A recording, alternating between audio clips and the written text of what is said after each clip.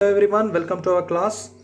आज हम लोग करेंगे मॉक टेस्ट पेपर 4। ओके, दो ट्रायंगल दिया हुआ है P Q R and X Y Z. Q R का दिया हुआ है लेंथ 9 सेंटीमीटर और एक्स वाई जेड हमको पता करना है। ठीक है, यहाँ ट्रायंगल पी क्यू आर में पेरीमीटर दिया हुआ है 30 centimetre, triangle X Y Z में 18 सेंटीमीटर दिया हुआ है। तो तुमको वाई जेड पता करना है। वीडियो पॉज करके जिसको आता है वो बनाना चाहे बना सकता है। ठीक है, अब देखो जिसको नहीं आता वो ध्यान देखिए। Q R divided by perimeter of P Q are. अगर दोनों ट्रायंगल सिमिलर है तो हम उसका साइड्स का रेशियोज तो लिख ही सकते हैं। Q R divided by perimeter of P Q R, X Y Z divided by perimeter of X Y Z. पूरा एक्स वाई जेड का पेरीमीटर ये क्यू आर का। नीचे क्यू आर का लेंथ दिया हुआ 9, perimeter of P Q R हमको पता है 30 सेंटीमीटर, तो 30 लिख दिया। वाई जेड हमको पता है, नहीं तो वैसे ही वाई जेड, और इसका एक्स वाई जेड का पेरीमीटर पता है तो 18। ठीक है, अब वाई जेड हम निकाल सकते हैं, that will be 5.4 centimetre. Okay, अब देखो नेक्स्ट क्वेश्चन में X square plus X by 6 minus 2 equal to 0। पहले ही तुमको बोल दिया गया है कि यहाँ पे मुझे इसका जीरोस पता करना है। ठीक है, जीरोस पता करना है मतलब इसके रूट्स पता करना है। रूट्स क्या होंगे, 6 को इंटू करो 6 स्क्वायर और ये -2 से इंटू करो तो -12। क्वाड्रेटिक इक्वेशन बन गया है, इसका फैक्टराइजेशन करेंगे।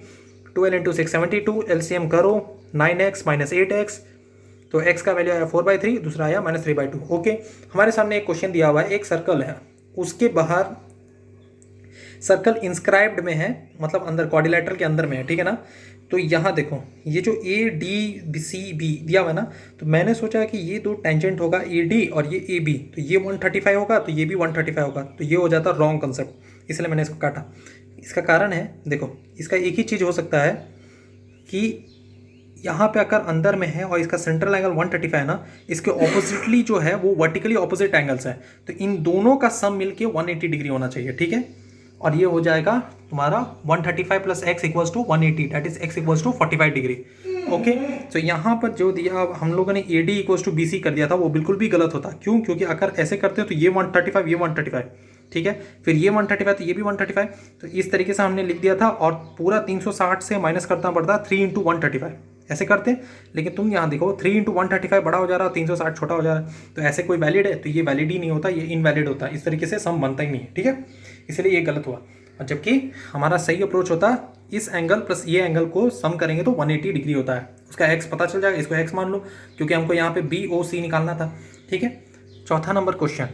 अब देखो यहाँ पे हमें पता करना है मीडियन सम पता करना है, मीडियन अपर लिमिट का और model of lower limit, model class का lower limit plus upper limit का सम करेंगे तो कितना आएगा ये पता करना है।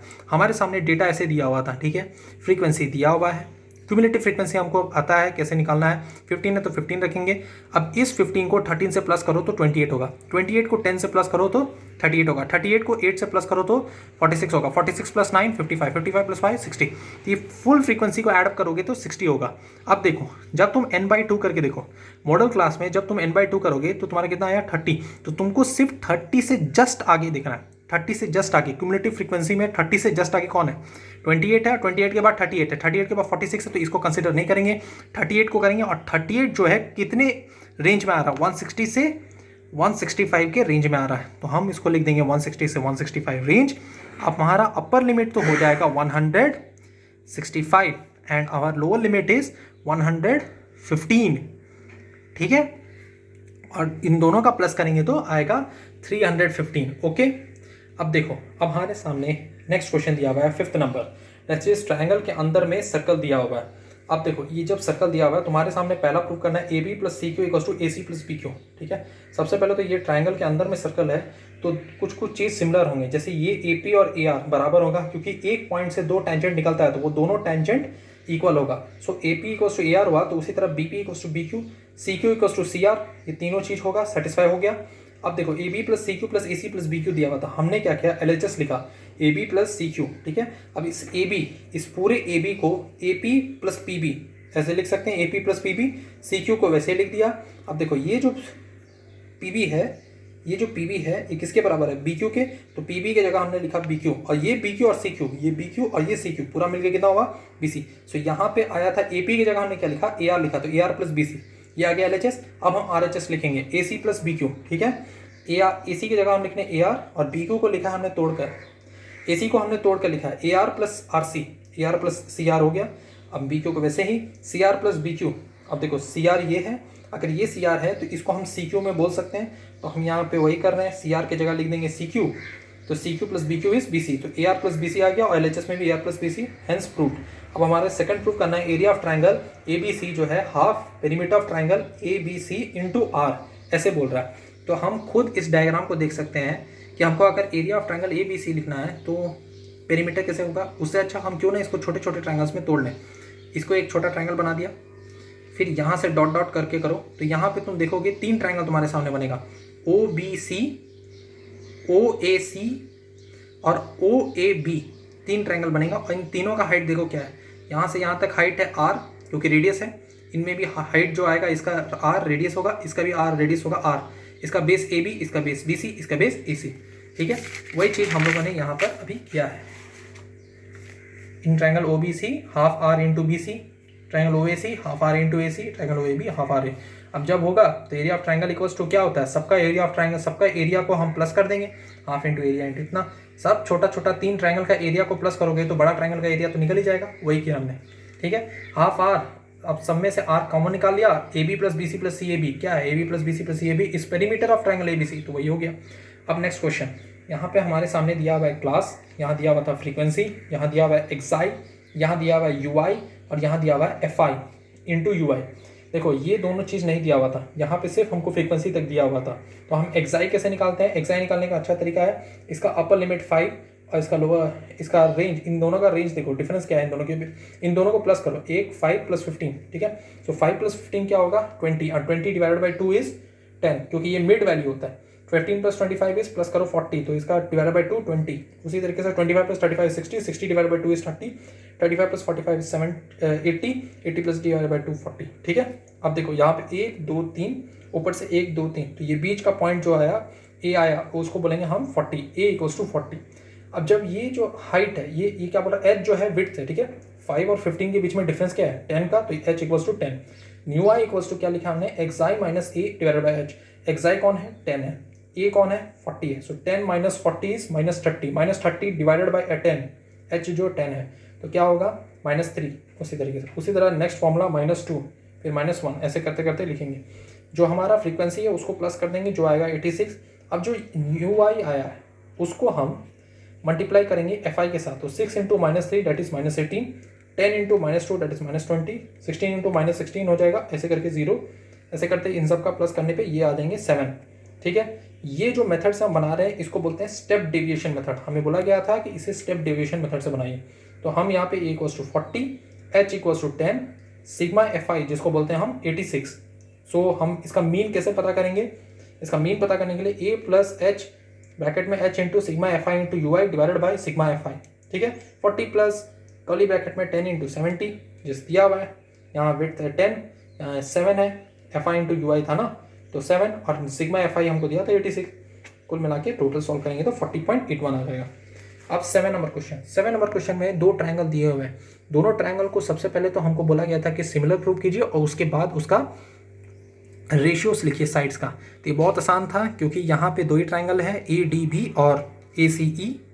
सो दोनों को लिया, ए सी ई ए डी बी, और एंगल ई और एंगल डी दोनों 90 डिग्री है। ठीक है, एंगल ए दोनों में कॉमन आएगा, जैसे कि ए सी ई में भी एंगल ए आ रहा है और ए डी बी में भी एंगल ए आ रहा है, तो हम कॉमन लिख दिया और सिमिलर प्रूव हो गया। 2 क्राइटेरिया ही चाहिए था। अब हम इसको जब साइड लिखेंगे, सी ए बाई ए बी कैसे लिखें, सी ए यहाँ का हाइपोटेनियस है, इस 90 के सामने वाला सी ए हाइपोटेनियस, इस 90 के सामने वाला ए बी हाइपोटेनियस, तो C A by A B, C is the perpendicular तो D B is the perpendicular, तो उन दोनों का रेशियो। अब next question, prove √5 + √3 is irrational, ये प्रूव करना है। तो देखो क्यों ना हम इसको सबसे पहले ये एज्यूम कर लेते हैं, लेट √5 + √3 इज रैशनल। रैशनल होता है तो इसका मतलब क्या होता है कि वो जो है p/q के वे में फॉर्म में होना चाहिए, and q should not be equal to 0, ऐसे फॉर्म में होगा तब देखो हमने क्या किया, √5 को ऐसे रखा, p/q माइनस √3 ऐसे लिख दिया। ठीक है, फिर दोनों का स्क्वायरिंग करेंगे, तो ये √5 का स्क्वायर हो जाएगा 5 और p/q माइनस √3 का whole square, 5 goes to p² + 3 - 2p/q √3। ठीक है, फिर उसके बाद हमने इसको फर्दर सॉल्व किया, फिर p² - 2 = 2pq। अब √3 को सब्स्टिट्यूट करके बाकी सारे वैल्यू को एक जगह लिख देंगे, क्योंकि हमको पता है कि √3 इज एन इररेशनल नंबर, तो इसके हिसाब से ये भी जो टर्म है इररेशनल आना चाहिए। बट जो नीचे में जो टर्म q × p जो प्रोडक्ट है वो एक रैशनल नंबर शो कर रहा है। इससे हम ये कह सकते हैं कि ये जो टर्म मेरा आया है रैशनल आ गया, लेकिन √3 जो मेरा इरेशनल है। तो जो अजम्पशन हमने लिया था कि लेट देयर बी रैशनल, ये मेरा अजम्पशन फेल हो जाएगा। Therefore this number will be √5 + √3 is irrational number. ठीक है, जो मेरा रैशनल का अजम्पशन है वो फेल हो गया। क्यों? क्योंकि हमने √3 को चेक किया, क्या वो आ रहा है यहाँ पर? नहीं, वो तो इरेशनल बन रहा है। और Q और P तो हमने अभी लिया था ना रैशनल, तो इसलिए यहाँ अजम्पशन फेल होके हम कह सकते हैं √5 + √3 is irrational. 9 number question, √1 + sin θ 1 - sin θ। सबसे इजीएस्ट सम है, इसको रैशनलाइज करो डिनोमिनेटर टर्म को। 1 - sin θ, ऊपर में 1 + sin θ 1 + sin θ। अब 1 + sin θ का होल स्क्वायर होगा और नीचे में a² - b² वाला फॉर्मूला लगाएंगे। 1 - sin θ 1 + sin θ, तो 1 - sin²θ। ये तो cos² θ हो जाएगा। अब दोनों की तरफ से रूट लगा के हटाएंगे तो ये तो 1 + sin θ बचेगा और cos² θ है तो cos θ बचेगा।